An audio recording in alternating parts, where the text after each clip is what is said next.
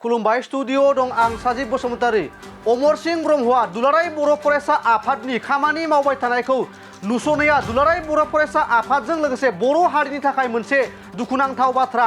दुलाराय बर' फरायसा आफादनि बिबानगिरिफोरा गावनि नखर आरो गावनि सार्थखौ गारनानैबाबो हारिनि थाखाय खामानि मावनायखौ अमरस ब्रह्मआ नुस'नाया दुखुनि बाथ्रानि अनगायै जेबो जानो हाया। अमरस ब्रह्मआ दुलाराय बर' फरायसा आफादनि बिबानगिरिफोरखौ आबसु अफिसाव स्किम सेंसन खालामनानै लाख लाख रां आरजिनोल' थायो बुंनाय बाथ्राया दुखुनि अनगायै जेबो बाथ्रा जानो हाया। दुलाराय बर' फरायसा आफादा स्किम मावनायमोनब्ला दुलाराय बर' फरायसा आफादनि मावख'फोरा बायफ्ले जिफ्ले जानानै थानाय नङामोन। बेफोर गोख्रों गोख्रों बाथ्राया जों बुंनाय नङा। बेफोर गोख्रों गोख्रों बाथ्राखौ बनसुनि खुंगा नैथि गायसनथाय सानाव अल बड' सिनियर सिटिजेन फरामनि गाहाय नेहाथारि अमरस ब्रह्मआ दुलाराय बर' फरायसा आफादखौ सोंखारिनायनि हेंथायै दतमा दखरा दुलाराय बर' फरायसा आफादनि आफादगिरि लैहोर ब्रह्मआ खौरां मेलनि गेजेरजों गोख्रों गोख्रों खेंफोरथि होदों। दतमा दखरा दुलाराय बर' फरायसा आफादनि आफादगिरिया फोरमायबावनाय बायदिब्ला दुलाराय बर' फरायसा आफादखौ नेसनेलिज्म माहारियारि बाद साननायाबो गैला होनाय बाथ्राया नंखाय। खौरां मेलनि गेजेरजों लैहोर ब्रह्मआ मा बाथ्रा फोरमायखो नोंथांमोननि गेजेराव होनि। बनसुनि सेकेन्ड फाउन्डेसन डे 7 तारिख खालि बेवहाय दतमानि अमरस ब्रह्म बारग' बिअ बिथाङा दुलाराय बर' फरायसा आफादनि मावथि बिथांमोनखौ बारजाथावै ओंथि गैयै बाथ्रा बुंनाय बेनि सायाव जों माखासे बाथ्राफोरखौ फोरमायनानै होनो लुबैदों। बिथांनि जेनाखि बिबुंथियाव बुंनाय आथिखालनि दुलाराय बर' फरायसा आफादनि बिबानगिरिफोर बा आथिखालनि दुलाराय बर' फरायसा आफादा माहारियारि बाद नेसनेलिज्म स्पिरिट जेबो गैया। बे बुंनाय बाथ्राफ्रा नंखाय। दिनैनि तारिखाव जों आखरे आखरे थन्न थन्न फोरमान होनो हायो जे आथिखाल दुलाराय बर' फरायसा आफादनि मावथि बिथांमोन दैदेनगिरिफोर गासै जोंनि मावथि बिथांमोनहा जाथिनि थाखायनो थैथाब थांथाब गावनि न'खर गावनि बेक्तिगत सार्थखौ दोननानैबाबो दिनै बर' माहारिनि थाखाय जोङो जौगानाय आरो बर' माहारिखौ गेरेमसा हारि दानायनि सिमां रनसायनाय आरो बेखौ मोगथां महर होनाय बेनि सायावनो निश्चित भाबै नांथाबनानै जोङो खामानि मावबाय थादों। दा बेखौ अमरस ब्रह्मआ जोंनि दुलाराय बर' फरायसा आफादनि जेनाखि खामानि मावनाय बेखौ नुस'नाया बेखौ स्टाडि खालामनो रोङैया खोब जोंनि थाखाय दुखुनांथाव आरो बियो बर' माहारिनि थाखायनो दुखुनांथाव बाथ्रा होननानै जों मिथियो। दा दिनैनि तारिखाव दुलाराय बर' फरायसा आफादनि जोंनि कर्मिफोरखौ खालिबोल' एबसु अफिसाव स्किम सेंसन बायदि रां खामायनो थाखायल' थायो होननाय बाथ्राफ्रा दुखुनांथाव बाथ्रानि अनगा जेबो जाया।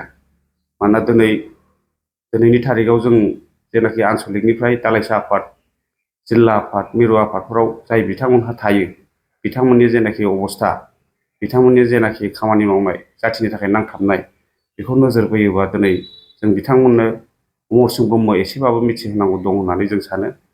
जेरै जोंनि कलिग्सफोर बिथांमोनहा दिनैनि तारिखाव आनसलिक एबसुआव दुलाराय बर' फरायसा आफादनि हाबाफारिफोर माहारिनि हाबाफारिफोर मावसोमनानैनो गाव गावनि बेसेन गोसा जिबन बेसेन गोसा गावनि न'खर संसार दानांगौखौ दोनथ'नानैबाबो बिथांमोना बाहागो लानानै 2 बोसोरनि थाखाय खामानि मावनाय नांथाबबाय थादों।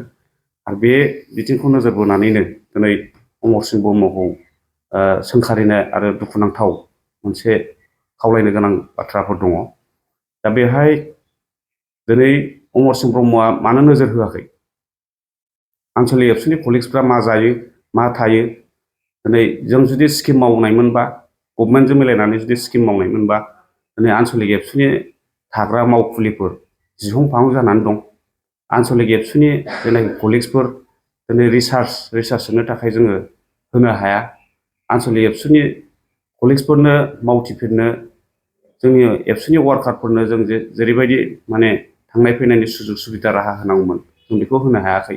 थेवबाबो दिनैनि तारिखाव जोंनि आनसलिक एबसु बा जोंनि एबसुनि कर्मिफोरनि जेनाखि सोलिनाय गाव गावनि जा एसे माने कन्ट्रिबिउसन होनानै सम होनानै खामानि मावनाय बेयो जोबोद बाख्नायथाव आरो बेखौ नुस'नाया जोंनि थाखाय आरो माहारिनि थाखाय आरो अमर सिं बुंनाया जोबोद दुखुनांथाव बाथ्रा जादों होननानै जों साननानै लानो हायो।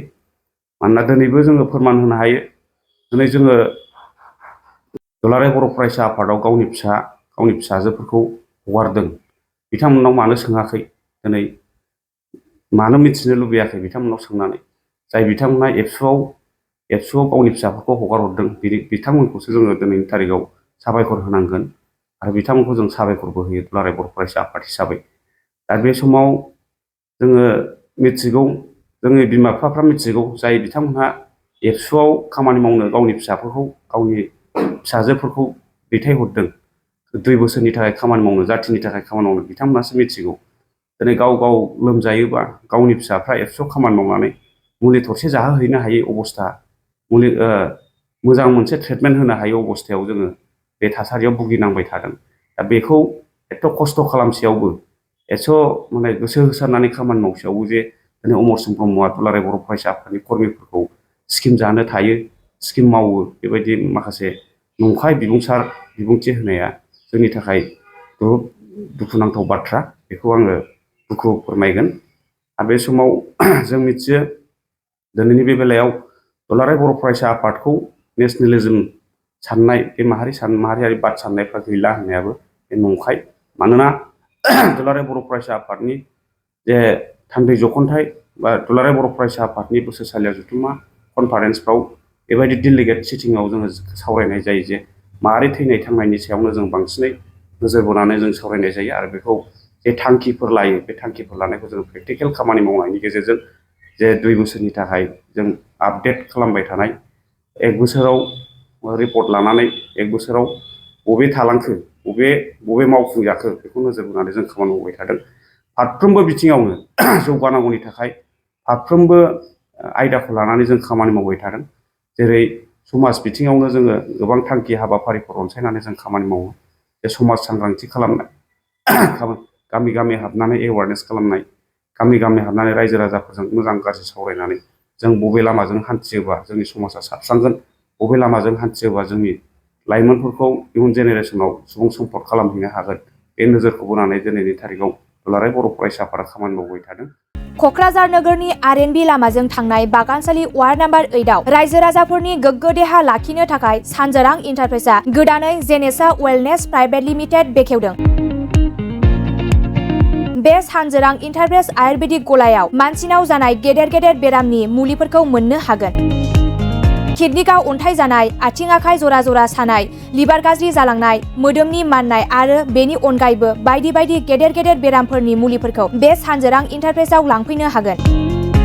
सानजोरां इन्टारप्राइजआव गासै बेरामनि मुलिफोरखौ हलसेल राङावनो लांनो हागोन। सानजोरां इन्टारप्राइज बिगोमाया फोरमायबावनाय बायदिब्ला नैबे 9954157149 जानबुं नाम्बारनि गेजेरजों नोंथांनि गोनांथि जानाय मुलिफोरखौ सुलाद लानो हागोन।